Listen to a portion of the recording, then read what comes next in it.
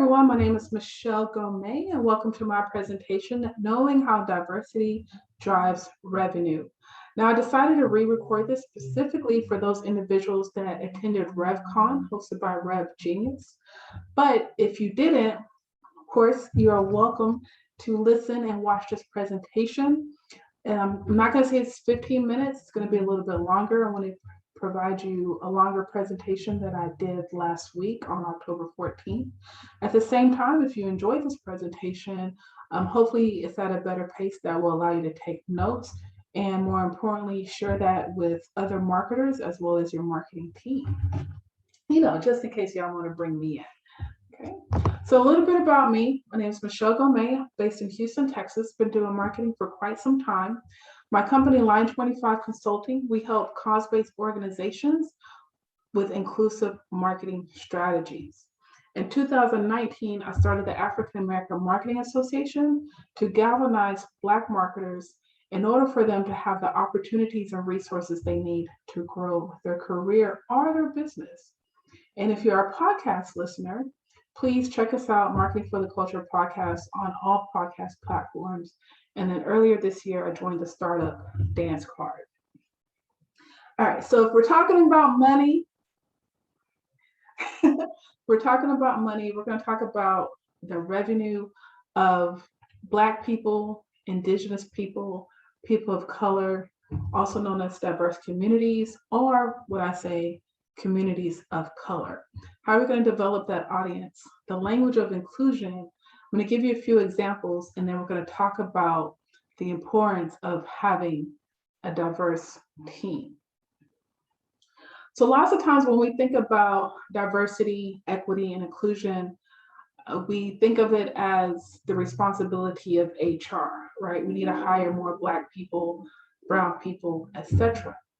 But as a marketer, at Line 25 Consulting, we approach diversity and inclusion from a marketing perspective.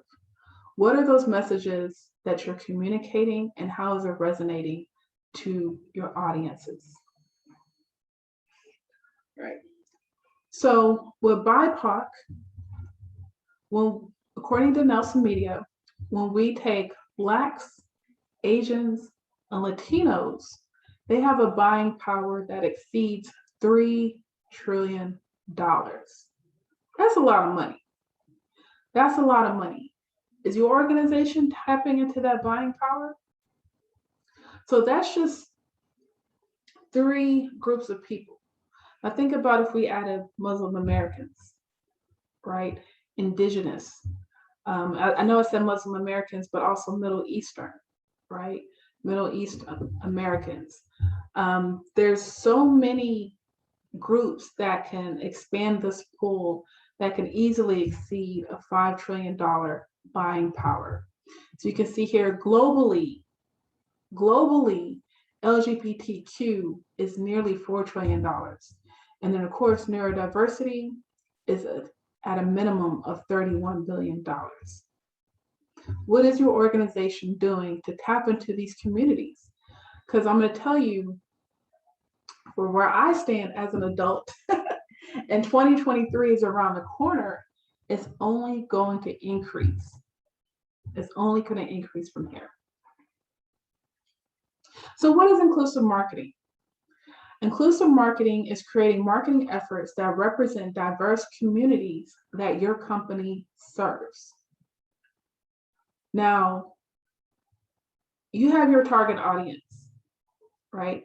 But I'm sure there's a few people, a few groups within your audience that are already buying from you that you're not fully aware of. But if you were to just tap into that, you could make some more money. So these are some of the categories when it comes to diverse audiences. Obviously, race, we tend to lean or default towards that because it's evident, right? It's obvious. I can see that you're Black, you're Latino, etc., right? And of course, with the rise of Black Lives Matter and Stop Asian Hate over the past couple of years, there's been a lot of attention to race. But what are some other diverse groups that you can tap into? What about age? I'm a proud geriatric millennial. right? We have Gen Z, which is here, up and coming, they're here. I'm also proud that I'm a first generation American. Both of my parents come from Cameroon, West or Central Africa, right? Of course, we have gender, male, female. Are you open and affirming? We'll get to that later. What about our military? What about our vets? You know, what are these audiences that you have products and services that are good, but if you dig a little bit further in your development process, in your marketing campaign, things can be a whole lot better, which will allow your organization to generate a lot more money. So as marketers, we already know how to find our target audience or our ideal client, right? We already know how to do that. But I do want to bring to your attention the importance of creating effective and efficient campaigns. Now, according to Yahoo, 54% of customers find personalized ads to be more engaging. I don't know about you, but when I hear my name, I'm looking, right? More importantly, it allows me to take ownership. Like, hey, I know they're talking to me because I hear Michelle, right? I hear my name being said, or I'm able to see myself, the power of inclusion. According to McKinsey, if you just tailored your ads a little bit more, a lot more, but if you tailored your ads, your sales could increase by at least 10%. Who doesn't want to make 10% more, right? 20%, 30, 40, 50% more. It's going to take time. And with that time, you're able to create customization. So once again, we already have an idea of what our target audience is. But what if we were to take it a step further? What if we were able to get very granular with our current audience, dissect it, and see who's in that pool, what diverse groups that we have, right, among our target audience, our demographic, and what if we start listening to those conversations? What are they saying on social media, on Twitter? What are the hashtags that are resonating? Who's leading these communities, influencer marketing, right? What are the reviews on our website? Okay, and if we are able to identify these people, will they complete a survey? Can they participate in our focus group?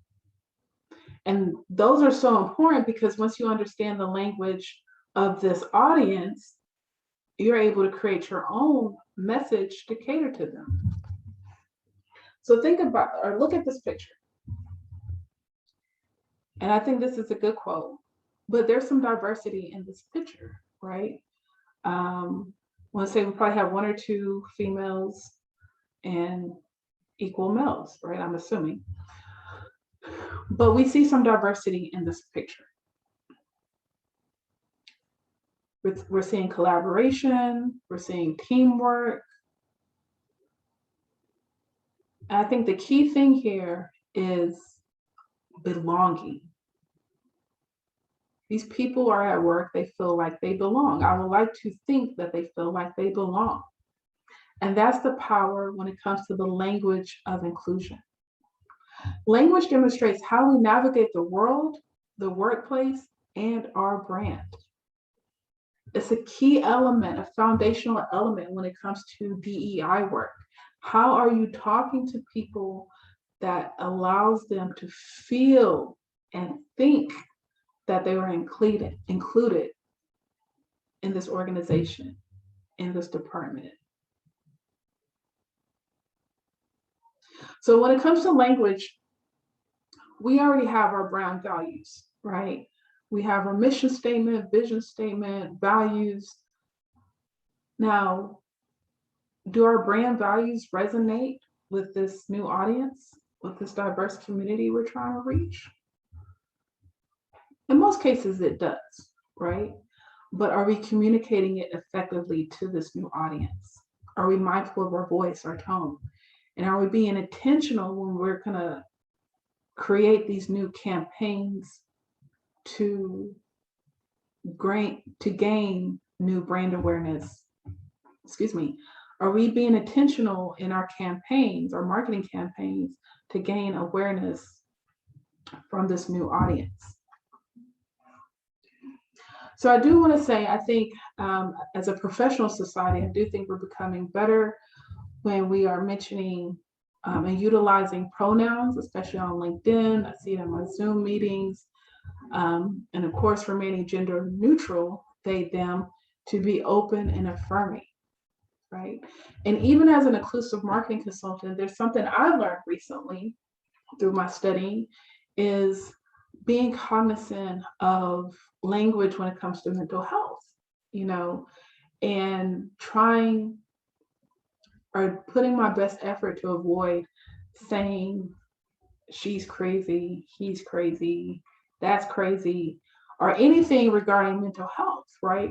And we're probably not going to say that on a professional level, right, on our website and social media, but that might be something we're saying one-on-one in conversation at the office or before the Zoom meeting actually starts, right? Because you don't know who's going to come in or walk by. And just being mindful of your language when it comes to mental health as well.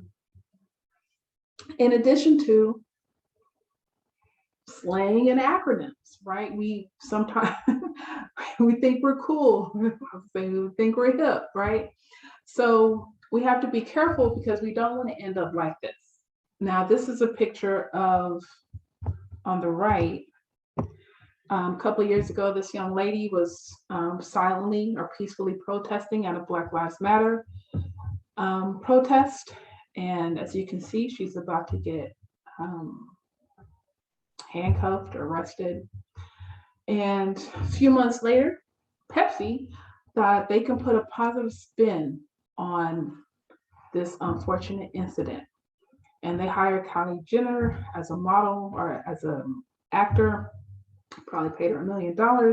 The campaign costed nearly $5 million, and they released it to the world only to receive backlash, right?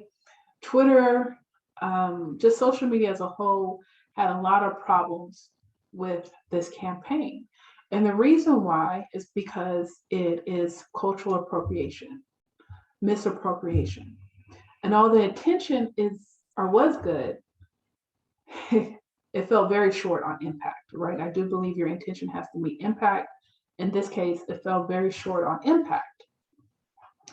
And when you want to target this new audience and create customized campaigns for Black people or society as a whole, right, regardless of demographic, I think we do have to be mindful of not just the positive, but the negative that can come with it. And in this case, it was cultural appropriation towards African Americans. So do your research. I want to provide you some other examples, right? So first we have Coca-Cola. So I talked about the personalized message. Now, I've had this Coke bottle since 2000, class of 2000. Coca-Cola graduated from Riverdale High School in Riverdale, Georgia, literally 15 minutes outside of Atlanta, which is where Coca-Cola is established, their headquarters, right? And if you go to their website, /product store, something like that, it will give you an option to customize your own Coke. I don't even drink Coke, but this bottle holds so much nostalgia that I've kept it for 21 years, and who knew I was gonna present on it today, right? But that's the power of creating a personalized message, right? Or creating a customized product. It's a keepsake. People assume ownership and they're going to keep it. All right, so now we're getting to some of my favorite stuff, right? So we have Victoria's Secret's staple in the community, I guess, the retail community. Victoria's Secrets has been around for 43 years, hundreds of stores all over the world. And in 2018, at the time, their CMO, Ed Razek, made some negative comments saying that we are not going to have pregnant women, plus size women, or transgender women in our fashion show, right? And there was a bunch of negative comments on social media and all this kind of stuff. So meanwhile, Rihanna, she had her Savage Savage brand established, and she started the lingerie line earlier that year, May 2018. And Rihanna is a Black woman. So I do think with her being a Black woman, there's just that natural consciousness when it comes to diversity and inclusion and equity, right? And this is the thing. Victoria's Secret has been around for 43 years. And between 2018, 2020, they were just at $1 billion market value. Rihanna creates this brand in 3 years and is already worth $1 billion. 43 years, 3 years, both companies at $1 billion. That's the power of inclusion. That's the power of creating inclusive campaigns, because you're no longer siloed into this target audience and you're making good money. But when you open it up, when you become inclusive, you're able to make some more money. So Victoria's Secret saw that. They had to go back to the drawing board. The CMO resigned. They appointed 2 women as board directors. I'm pretty sure they got some better direction with that, right? They hired more body inclusive model as well as a transgender model. And as of this year, I think June, July this year, the company is worth $2 to $3 billion. The power of inclusion. The power of having an inclusive campaign. So that's a good example of competitors, right? Learning from your competitors, doing something different than your competitors. Now we have PELETON. So the picture on the bottom is an image from their 2019 campaign. The husband gives his wife a Peloton for Christmas, and you see her going through the motions of not wanting to work out, and then she starts working out, and then I believe by the end of the year, you see this transformation and she's happy, right? And unfortunately, that ad received a lot of negative feedback, saying it's sexist, and it was just bad, right? And this is the power of social media, right? What are people saying? What are people saying? That water cooler talk. And Peloton learned, they listened and they learned from those negative comments. And within a year later, last year, October last year, for their new holiday campaign, instead of hiring actors, they hired real Peloton users from all backgrounds. You can see the diversity, right? This is not a good picture, but they had all kinds of people speaking on how they loved Peloton and the transformation they received since having their Peloton bikes, right? And of course, their sales increased more than 10%, because that's the power of having an inclusive campaign. So it's not just about what are your competitors doing that you can do differently. It's like, where did we fall short and what do we need to do differently? Because there's money to be made, but we have to learn from our mistakes. Now, I do believe when these mistakes happen, I ask myself, who's at the table? Who's making these decisions? Who's approving this? And I do feel like some of these slip-ups happen because there is a lack of D&I, right? Diversity and inclusion as far as the makeup of the teams. So why do we need to create inclusive marketing teams?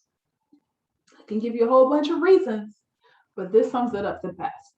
According to Pew Research, Gen Z is the most racially and ethnically diverse generation.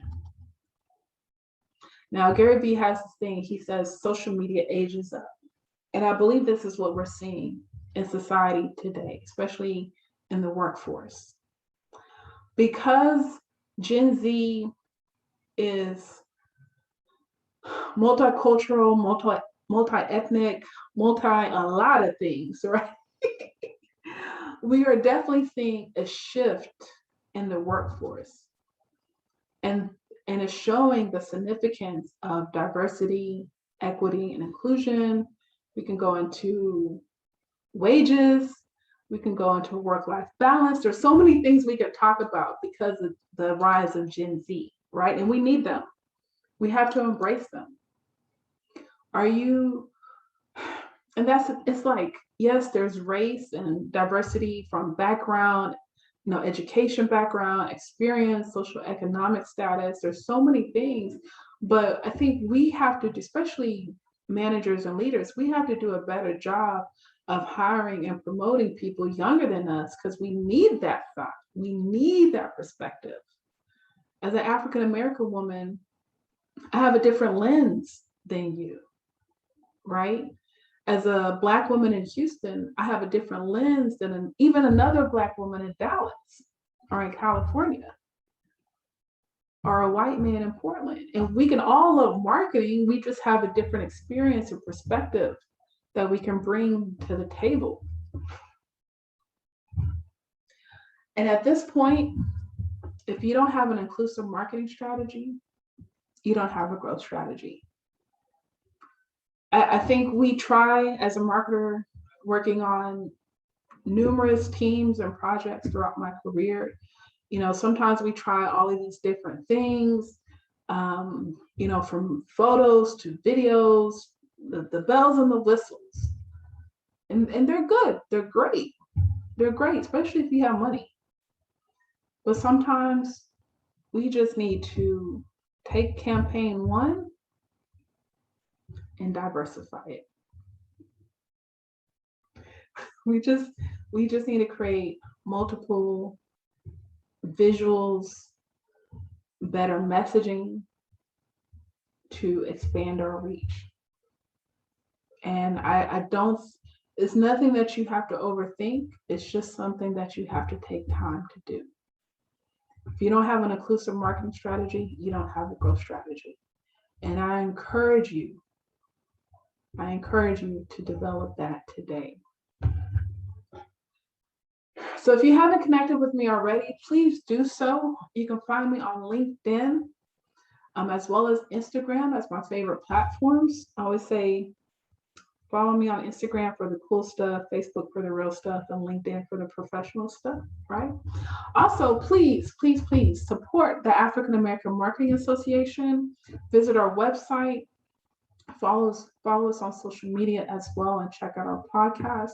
If you do have any questions, please drop them in the comments on YouTube or wherever you find this video. You can send me an email if you think this is a very concise presentation, but if you think this is something that can benefit maybe a community, an organization that you're part of, or even your job, I would love to come in and speak to you, whether in person or virtual. Once again, thank you for your time. I look forward to following your success. Peace and blessings.